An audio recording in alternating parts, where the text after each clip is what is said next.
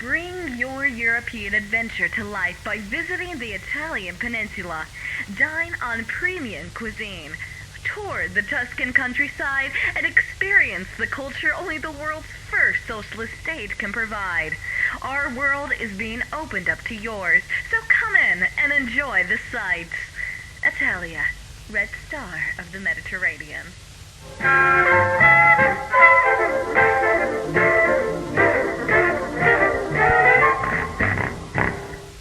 Welcome, those tuning in from both here and abroad. This is the BBC. I am John Timpson. Washington reports that warming relations between the United States and the Soviet Union have given rise to an unexpected proposal, ending the space race in unity. It was just hours ago that both American and Russian news organizations reported that a joint lunar mission was not only possible, but has been in planning for some time. This comes not as a shock to most experts, as the controversial actions and steps taken by American President John Fitzgerald Kennedy to mend the divide between East and West for the last 6 years seems to have finally paid off. He shared this sentiment with the world in a speech delivered to the press moments ago. I think it has, in the long history of the world, never been such an opportunity for unity. What has lived in humanity through all her struggles but the moon? From the time of the Khans to the Romans, all these wars and battles, the moon kept her watchful eye over the earth. It was on those cold nights in 1918, when our boys were crossing the Appalachians, the moonlight guided them safely to the other side. The moon has been with us all this time, and now we will be with the moon. This is why we must choose to go to the moon, not for ourselves, but for our children, our children's children, and for the children of all the men of the world, black, white, and all in between. As such, I do believe that it should not be the responsibility of one world, of one way of life, to establish contact with the moon. It is with this other world that we shall walk the stars in coexistence and in harmony. This feeling seems to be shared by the Premier of the Soviet Union, Georgy Zhukov, who similarly announced the plans for a unified moon mission to the Supreme Soviet. The Souyz-Starlight lunar module will be crewed by a team of 5. Soviet cosmonauts Alexei Leonov, Vladimir Komarov, and Valentina Tereshkova, alongside American astronauts Edwin Aldrin and Thomas Stafford.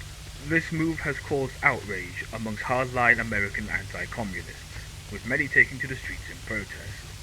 Many even going so far to say that Mr. Invincible himself is a dictator and is betraying the American dream.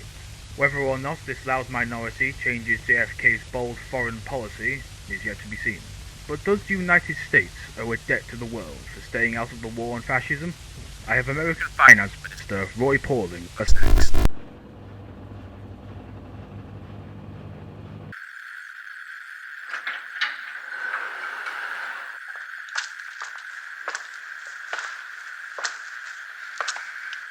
Внимание! Союз-Starlight. Готовность к пуску 20 минут.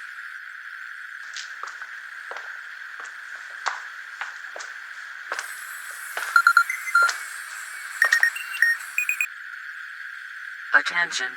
Souyz-Starlight will be ready for launch in 20 minutes.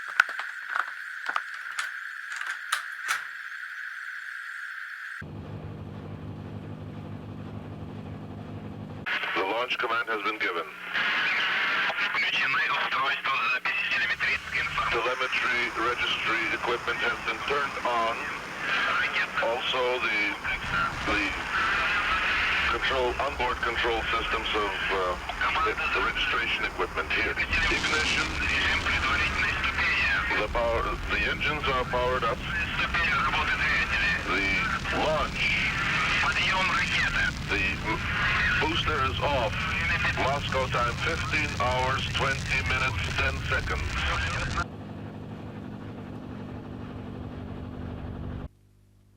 We're getting a good picture here, and we're wondering what you're eating down there.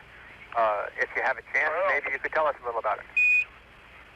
Sure thing. Right now, I've just finished some strawberries reconstituted. After that, I'm going to have a turkey with apple and cranberry sauce.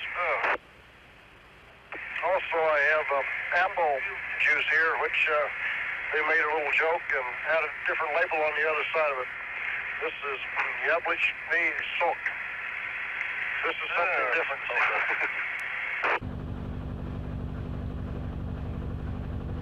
Now, as old philosopher says, the best part of a good dinner is not what you eat, but with whom you eat.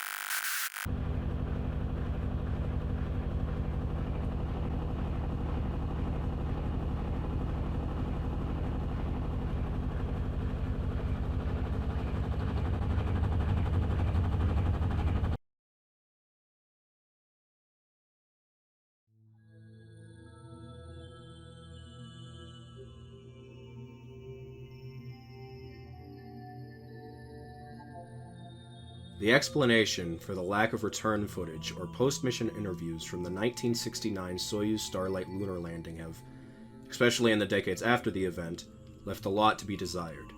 The media and the scientific world were left in shock as the international heroes were not given a moment to address their accomplishments, but were instead hushed into Irkutsk Regional Clinical Psychiatric Hospital for immediate mental and physical evaluation. What Soviet scientists claim to have uncovered in the year after the return has been labeled as Kornilov Syndrome, and it is this theory which has been accepted as fact in all modern scientific thought. Approximately 100 kilometers above sea level, the international border between Earth and space lies. This region also contains a field of magnetic energy, known as the Kármán sphere. The Kármán sphere, according to reports, is invisible, undetectable, and always moving. When passing through the field, certain metals are affected, not unlike how electromagnetic levitation holds objects seemingly in midair. When rising into the sphere, metals including iron, cobalt, and nickel are held in place near the center until outside forces push it out. Entering the sphere from above reportedly produces the same result. This effect can also be seen in human blood. Of the 6 reported cases of Kornilov syndrome, we have entry data for 5. When rising into the sphere, the iron found in human blood is held in place, and as the subject continues to move upwards, moved through the body to the feet. This lack of iron in the body can cause dizziness, fatigue, pale skin, and cravings for non-edible materials such as dirt, ice, and the likes. After the rocket completely moves them through the sphere, blood iron levels return to normal within 8 hours. The more interesting effect of Kornilov syndrome, documented in all 6 cases, are the effects when falling down through the Kármán sphere. The iron is kept in place and transported up through the body until it congregates in the brain. The level of elevated iron in the subject causes the inability to remember past events properly, heightened senses of paranoia, and episodes of anger that result in violent tendencies. To date, attempts at reversal of Kornilov syndrome in the brain have been reported unsuccessful. All 6 cases were never permanently released from their respective correctional facilities by the Soviet Union, and only one lived to be released by a successor government in 2004. The implications of Kornilov syndrome are humbling, not only to scientists, but the human race in general. The human mind can enter space, but it cannot return. Perhaps humanity was never meant to cross into other worlds, to walk among the stars. Perhaps it is the will of a higher power that we rest on the ground, it being insulting to him that we even think of crossing into his realm. Or perhaps it's just dumb misfortune and unluckiness. It is also fair to say that we have been warned. From Sputnik in 1951 to the Vostok crisis 7 years later, all these warning signs we ignored for our goal of spaceflight. It makes one feel they have the blood of good men on their hands. Whatever the reason, we have never tried again to breach 100 kilometers after the lunar mission. The space race ended in unity and in defeat. Almost half a century later, we find ourselves staring upwards longingly. It makes one wonder why we would even want to return to space. When answering this question, I recall a song written by one Evgeny Dolmatovsky. It's always good to have friends with you when you travel across the whole universe. The stars will meet with the blooming earth, and on Mars there will be apple blossoms. I find solace in those words. I hope you do too.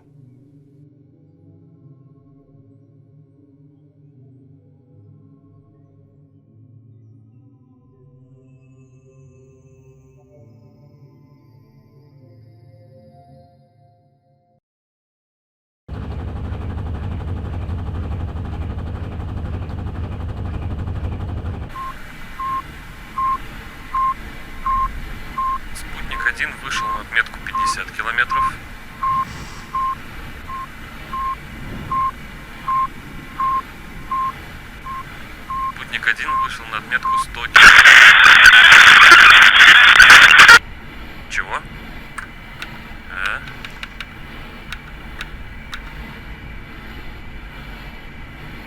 Хлопнул без некролога.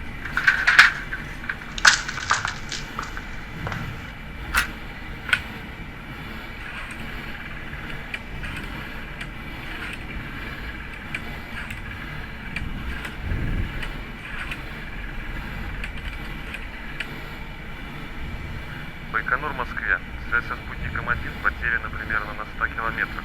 Ждем указаний.